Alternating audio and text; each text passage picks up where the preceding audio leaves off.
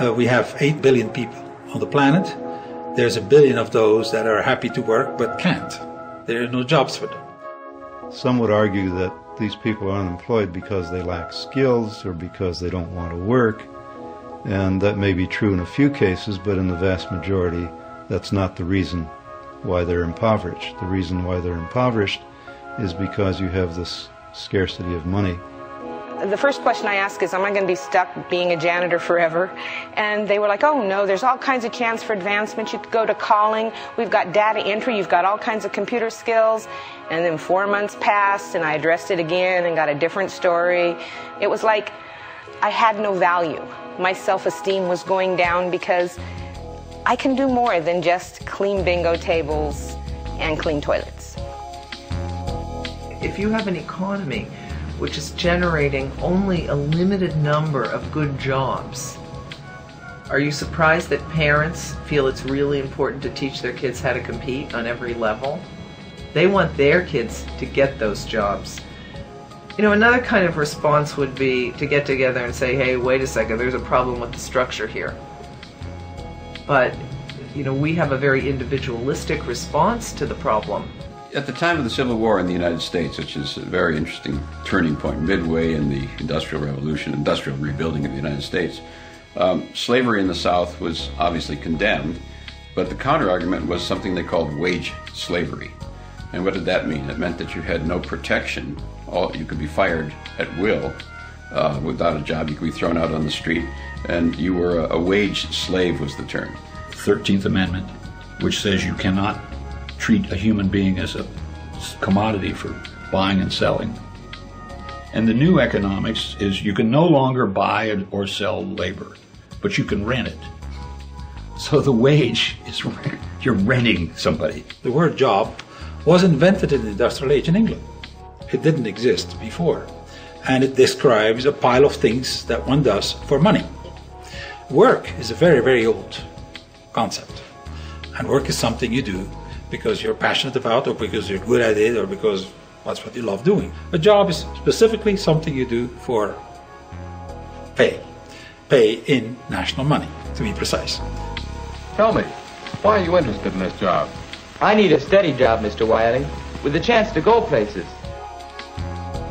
People like Woodrow Wilson and Abraham Lincoln said that if America became that sort of society, the society in which everyone became, the vast majority became wage laborers or wage slavery as they used to call it, we would lose the freedoms that made America great. If you, say, were in such conditions of duress, you know, that you just couldn't survive except by being a slave, you might sign a contract that says, okay, I'll be your slave. That's by your own free will. I mean, are we going to take that seriously? You know, under some pathological assumptions, I suppose. We live in an economy which takes 80% of each new generation and educates that 80% to obey orders and to endure boredom, and stifles their creativity and stifles their capacities and curtails them.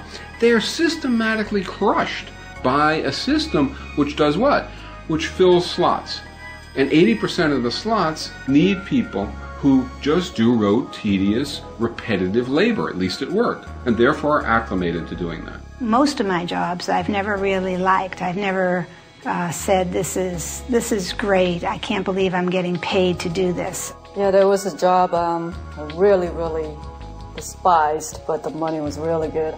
I mean, it wasn't the job that I wanted, you know, and my daily life and my work experience was just not making me happy. I mean, you could say, you know what, this is a terrible job, I don't want to do it. It's a free market, you have total choice to not show up under these terrible conditions. At the same time, if you don't, little problem here, you're not going to eat, and your family isn't going to eat. And that's why people do it.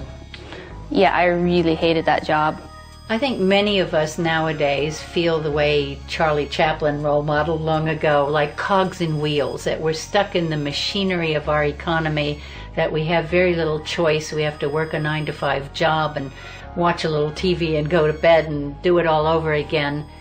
I want to have a more rewarding experience, I guess, with life.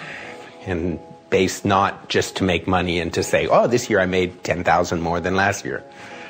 I think that this whole idea of a middle class in this country is ridiculous. There's no middle class. There's no such thing as that. You know, they're the working poor too, because their whole lifestyle is financed to death. They have the big, beautiful house, the 2 lovely cars. They're putting their kids through college. But if they get fired from their job, all of that stuff is over.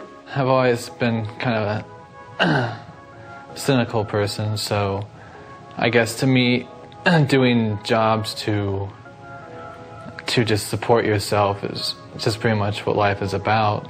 It's that we do the work we do so often simply for the money. Now, since we're all chasing this money around, it utterly patterns our society. So hardly realizing it, they come into their purchasing stage and are off on a wild, non-stop ride.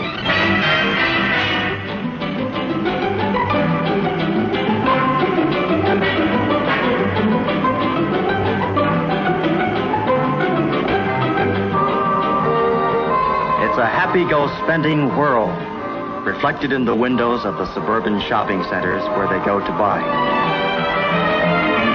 I claim there's enough work in the world for everybody, forever. But if you start to have to pay for it with a national money that's scarce, that's making it work into a job, that is going to be another question.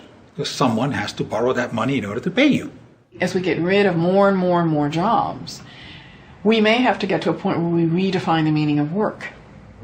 And you're going to have to find other ways for people to support themselves. Work, there's an infinity of things we can do. We can make every city, every garden, every house a paradise. There's an infinity amount of things to be done to reach there. Don't expect to be paid for it in national money. Don't get that idea. So we have to find another way, what people can do in a post-industrial age.